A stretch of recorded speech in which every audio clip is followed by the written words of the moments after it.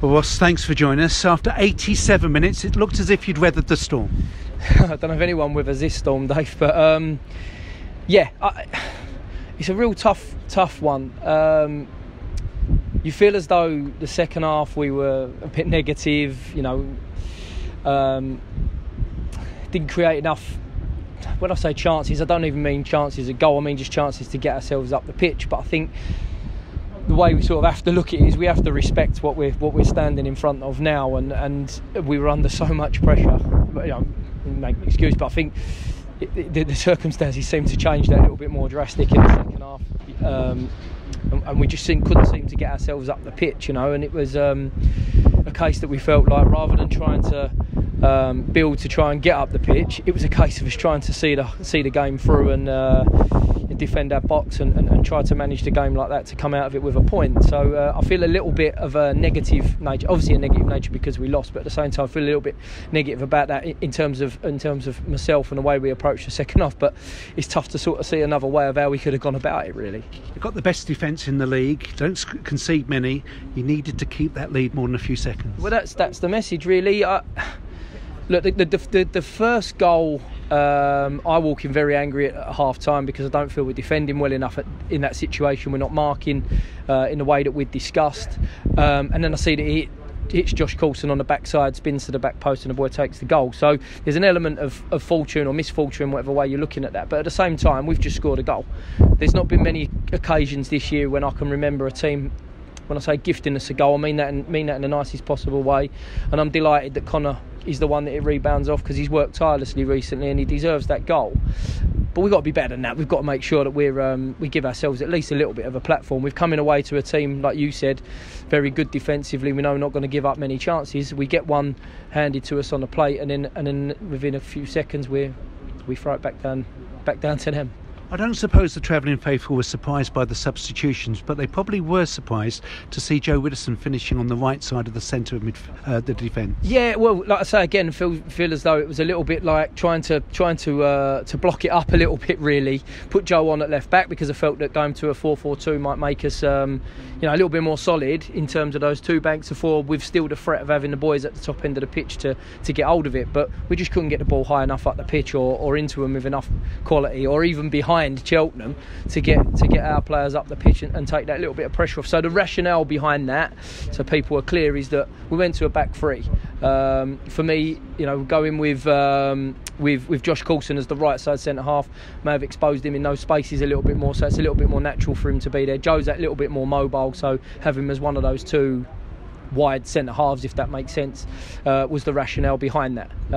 So a little bit sort of moved around, but like I say, I was trying to find the ingredient that was going to get us through those last 10 minutes and hopefully over the line with a point. After the game, you were involved in a very long discussion with some of the late night supporters, I suspect longer than this interview. What was it about, Ross? When you say some, Dave, it was only one particular guy. Absolutely no problem. People pay their money and travel, and I know there's people that are not particularly keen on me and that sort of thing, and I'm fine with that. I'm broad enough shoulders and I'm getting used to people throwing criticism when we lose.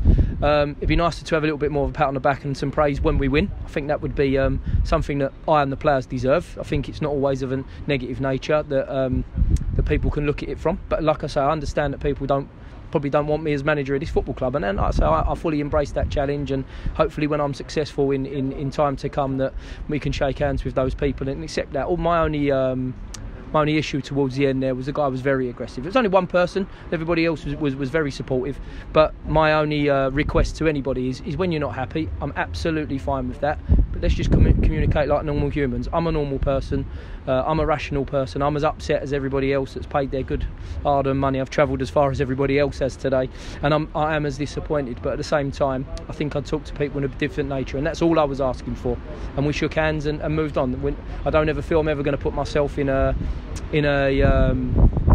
challenging position with people. That's not the way that I am, that's not my nature, but all I ask is that I'm treated as a normal person like everybody else. Because there is no doubt that since you've been appointed as the head coach on a more permanent basis, and since those new players have come in, there has been an undoubted improvement, hasn't there? I feel so. I do feel as though that's the case, and I think it's very difficult for the situation that we've all found ourselves in this year, and I put myself at the forefront of that, is that this was always going to be the most ridiculous season for all of us because of the circumstances that we went through over the summer. Then, at the same time, we changed manager during the season, and it was thrown up and down. And I understand fully that I was part of that.